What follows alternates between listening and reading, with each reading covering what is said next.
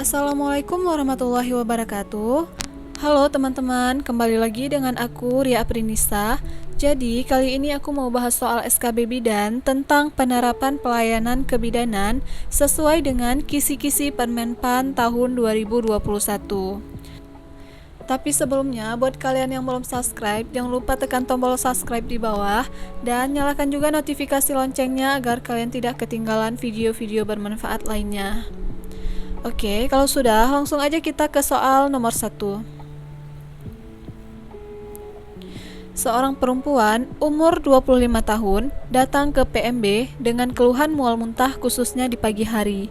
Hasil anamnesis, haid terakhir 3 bulan yang lalu, hasil pemeriksaan, keadaan umum baik, tekanan darah 110/70, nadi 80 kali per menit, pernafasan 24 kali per menit, suhu 37 derajat Celcius, dan TFU 2 jari di atas simfisis.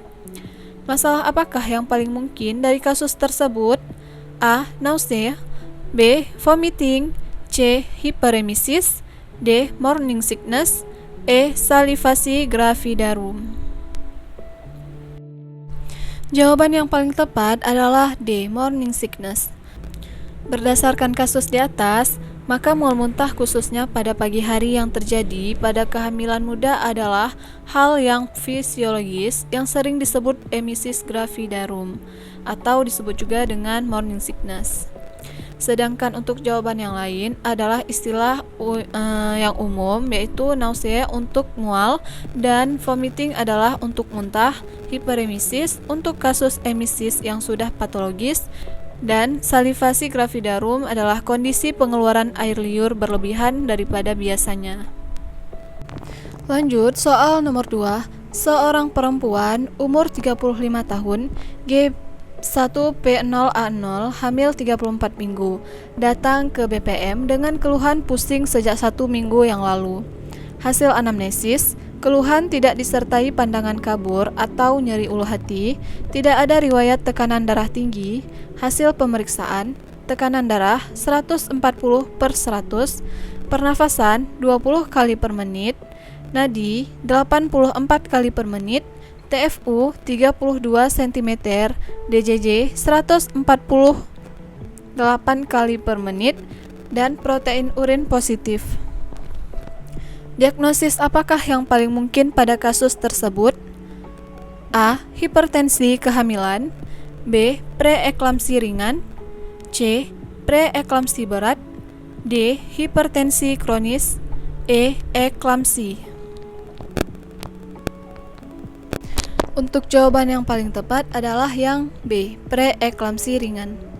Pada kasus tersebut merupakan kasus patologi karena tekanan darah sistoliknya yaitu 140 dan diastolnya lebih dari 90 disertai protein urin positif, yang menandakan preeklamsi ringan. Karena dalam kasus tidak ada riwayat hipertensi sebelumnya, maka pilihan jawaban bukan hipertensi kronis.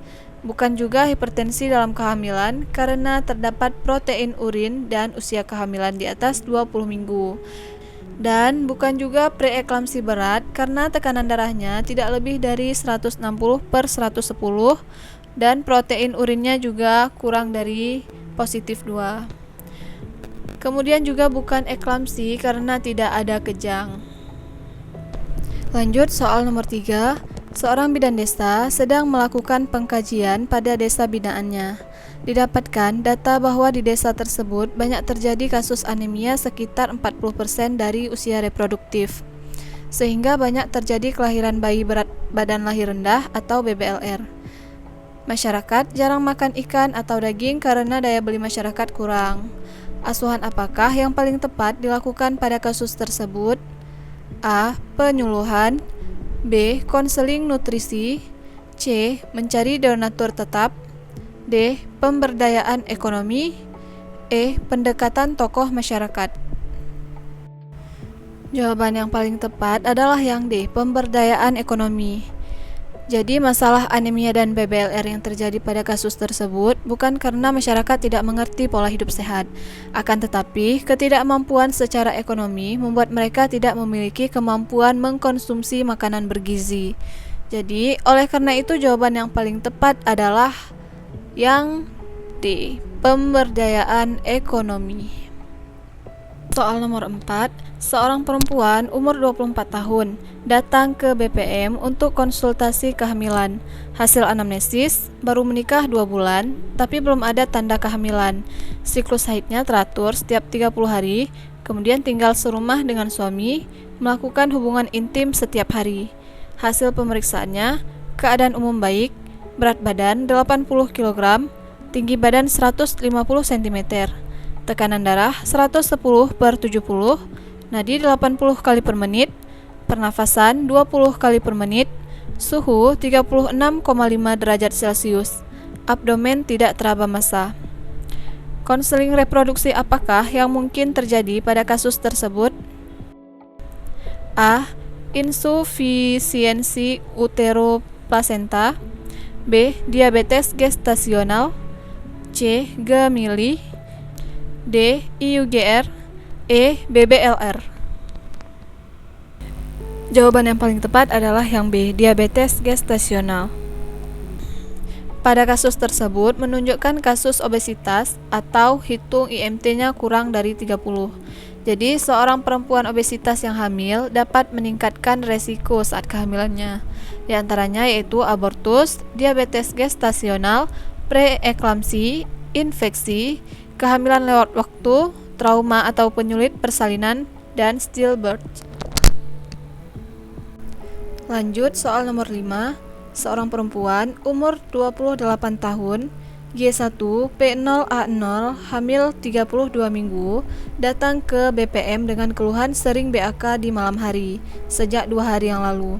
Hasil dalam semalam, BAK sampai 3-4 kali dan gerak janin dirasakan aktif. Hasil pemeriksaan, keadaan umum baik, tekanan darah 120/70, nadi 80 kali per menit, pernafasan 24 kali per menit, suhu 37 derajat Celcius, TFU 30 cm, teraba puki dan kepala sudah masuk PAP 4/5.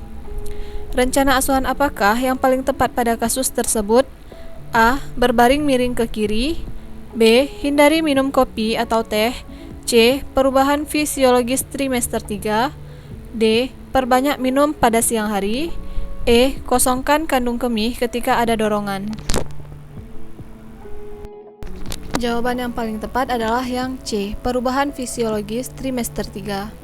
Dalam kasus tersebut, seorang ibu hamil primipara, hamil 8 bulan, mengeluh sering BAK pada malam hari, adalah normal dan menjadi prioritas utama rencana penyelesaian masalahnya, karena kondisi kehamilannya secara umum baik dan normal. Jadi, ibu perlu mengetahui apa yang menjadi keluhan utamanya, sehingga fokus KIE yang diberikan adalah KIE tentang penyebab sering BAK. Untuk pembahasan opsi yang lain itu merupakan bagian dari KIE tersebut, khususnya bagaimana penanganannya.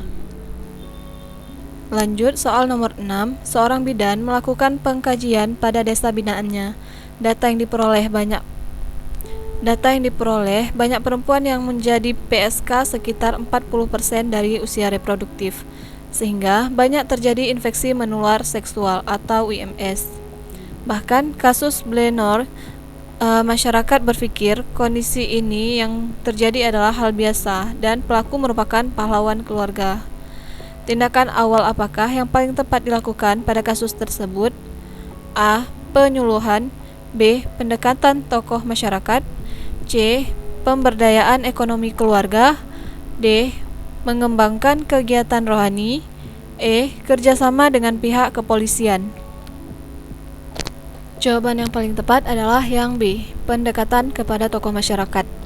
Pada kasus tersebut terjadi bukan hanya disebabkan oleh masalah ekonomi keluarga, berdampak pada akibat kesehatan dan kecacatan bayi baru lahir, termasuk juga HIV atau AIDS.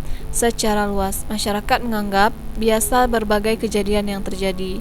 Perlu kerjasama dengan tokoh masyarakat agar suasana kondusif bagi bidan untuk dapat melakukan penyuluhan dan kegiatan binaan lainnya pada kelompok masyarakat yang bermasalah tersebut.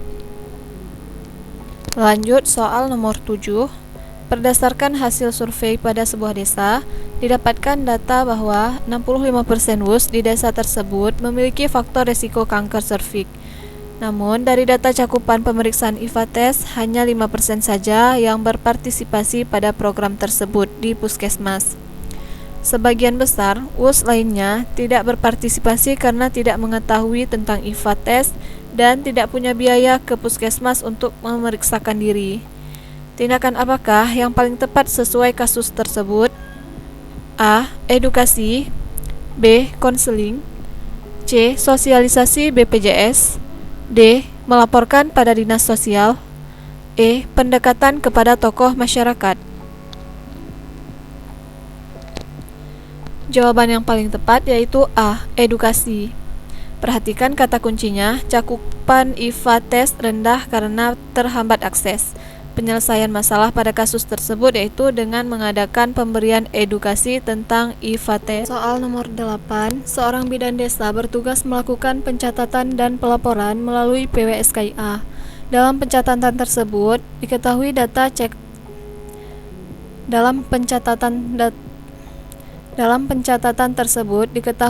cakupan K1 bulan ini adalah 85%. Data cakupan K bulan lalu yaitu 75%. Dan target K1 di wilayah tersebut adalah 60%. Apakah kesimpulan terhadap status cakupan K1 di wilayah tersebut? A. Baik. B. Jelek. C. Cukup. D. Kurang. E. Meningkat. Jawaban yang paling tepat adalah yang A. Baik. Analisis grafik PWSKIA terdapat beberapa jenis, yaitu yang pertama statusnya baik, angka cakupan melebihi atau di atas target, dan angka cakupan bulan ini meningkat dibandingkan dengan cakupan bulan yang lalu. Kemudian status yang kurang yaitu angka cakupan melebihi target namun lebih rendah dari cakupan bulan yang lalu. Dan status yang cukup yaitu angka cakupan meningkat dari bulan lalu namun tetap di bawah target wilayah. Yang terakhir ada status jelek, yaitu angka cakupan melebihi target wilayah dan angkanya meningkat dari bulan yang lalu. Lanjut soal nomor 9, seorang perempuan umur 21 tahun, P1A0, nifas 1 hari di Puskesmas Ponet, tampak sedih bila dekat dengan bayinya. Riwayat persalinan, vakum ekstraksi dengan indikasi kala 2 melampaui 60 menit. Hasil anamnesis berulang-ulang mengatakan kehamilan dan persalinan ini menyiksa dirinya. Ibu sangat gelisah dan menolak menyusui. Hasil pemeriksaan, tekanan darah 110/70, nadi 88 kali per menit, suhu 36,2 derajat Celcius. Sikap apakah yang paling tepat pada kasus tersebut? A. Membiarkan pasien sendiri. B. Memberikan dukungan psikologi. C. Menganjurkan istirahat agar pikirannya tenang. D. Merujuk ibu untuk konsultasi dengan psikolog. E. Membujuk agar mau berinteraksi dengan bayinya. Jawaban yang paling tepat adalah yang B. Memberikan dukungan psikologi.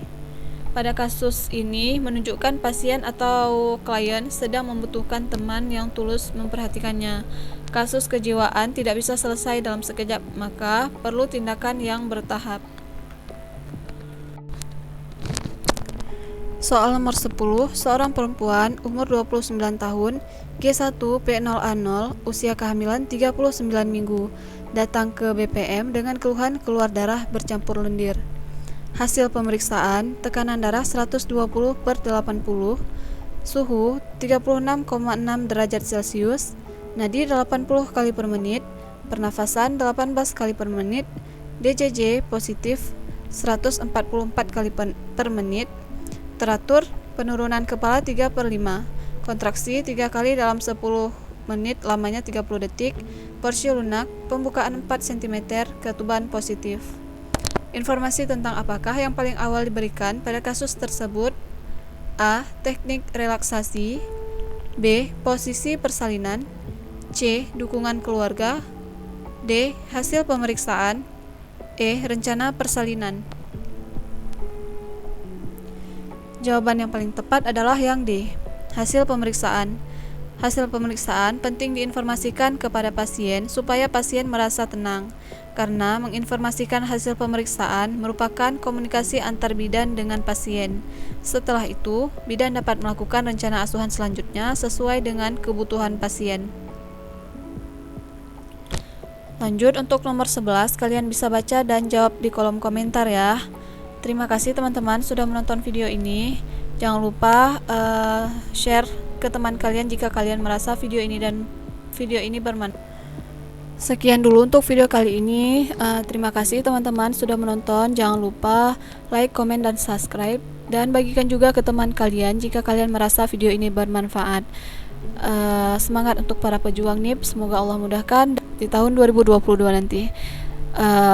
Sekian, sampai jumpa di video selanjutnya. Assalamualaikum warahmatullahi wabarakatuh.